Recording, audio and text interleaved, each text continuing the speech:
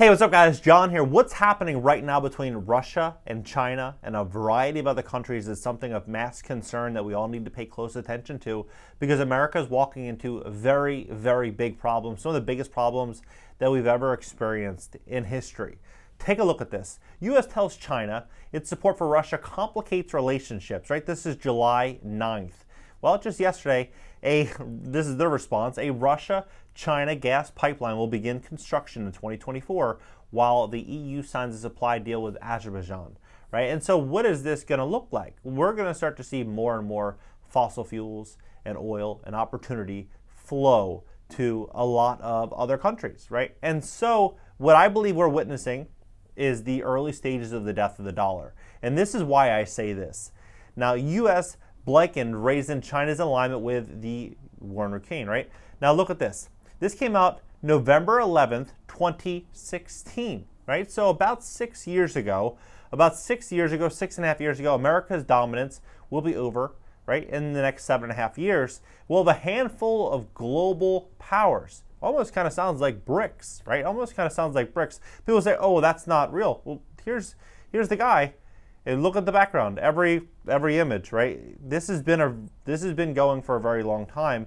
This is, it is what it is. This is what's going to happen. And so BRICS is going to be the system, I believe. It's going to be a handful of superpowers. The only handful of superpowers right now is BRICS. That's it. And so this article came out 10 hours ago. The corners of the multipolar world order, the BRICS nations seek to shape the end of the American unipolar moment.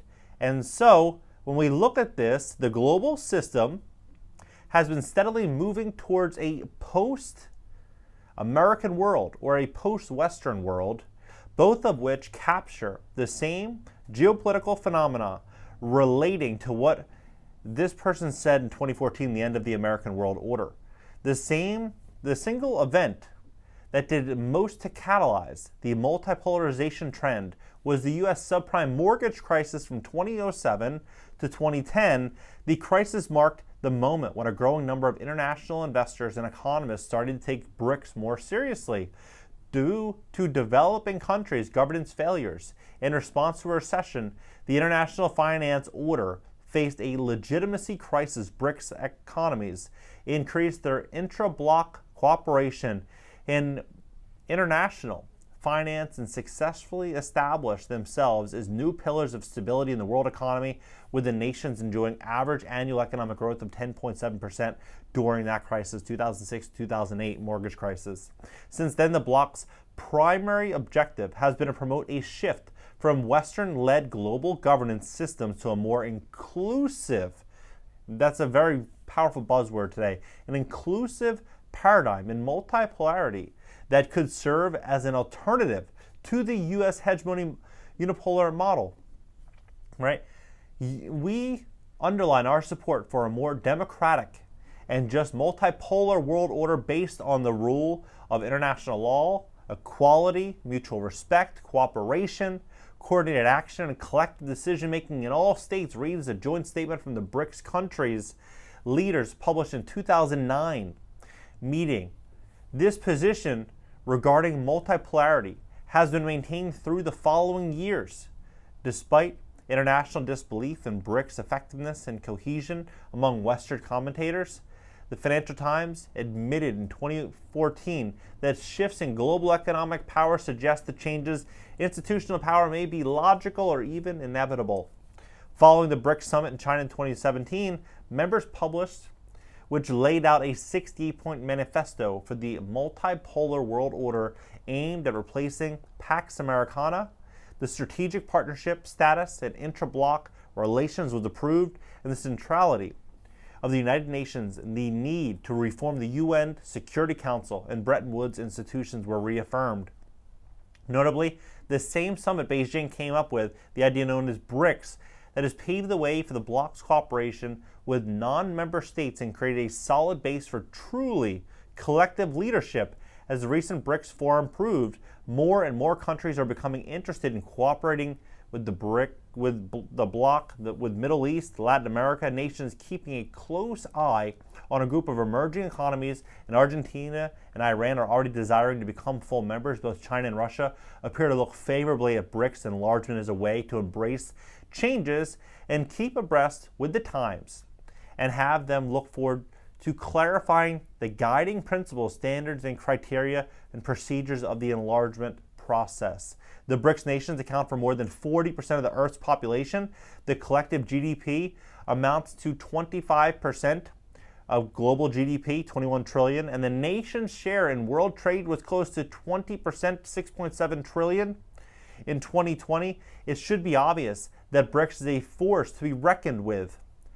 The dominant position in the Western power is eroding. In contrast, powers like China and India have come to the fore, making the global decision-making elite less Western and ideology more diverse. As Brazilian president rightly noted, the growing weight in the emerging economies in the world requires a proper representation. This process is organic and irreversible.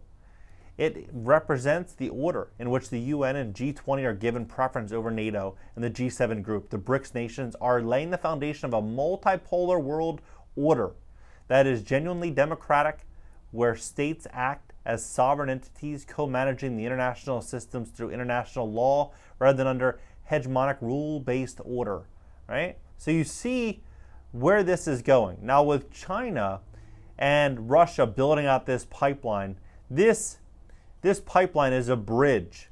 This bridge is one in which they are able to basically dominate, right? They're building out this bridge so that they can dominate this upcoming world order. This is their words, not mine.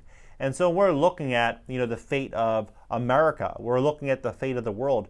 We're seeing this massive shift occur right now. And I believe that this shift is going to be massive, absolutely massive, because we're stepping into an era in which, we are a consumer-based society. We mainly depend on being able to sell our dollars to survive. We're a debt-ridden society, consumer-based society, no longer based on production like we were 50 or 60 years ago. And as this starts to happen, we have India, and you have Russia, and you have China, and you have about 10 other locations all working together in cooperation. We're going to be stepping into a situation in which that pool of power is likely only going to grow over time. And this has been in works for a very long time. 2016, this is when they came out, but they've been working on this since 2007, 2008, so they say, which is a very long time, 15 years, right? So 15 years, we're stepping into this. American dominance is over, right? Same title, right here. I mean, this is all a part of it. This is all a part of it. And so the big question is, what's the plan? Because everyone's going to need a plan. Everyone is going to need a plan going forward. With that being said, today's paid sponsor is thesolutionevent.com. Thesolutionevent.com. They believe that community shelter, food, and having a plan, having a strategy is going to be very, very important. They're going to have a free event coming very, very soon. So be sure to check that out. It's pinned down below. Top comment, thesolutionevent.com. But we live in some pretty crazy times. We live in crazy times. Most people would say that, this is never going to happen. This is conspiracy. It's not real. But, to me, it looks pretty damn real to me. All the facts, all the data points, everything suggests this. You have the most powerful, wealthiest people in the world all saying this. All the data, all the facts really just align with this. I heard a very smart person say this one time, and I'll never forget it. Say, smart people see things for how they really are, and everyone else sees things for how they want them to be.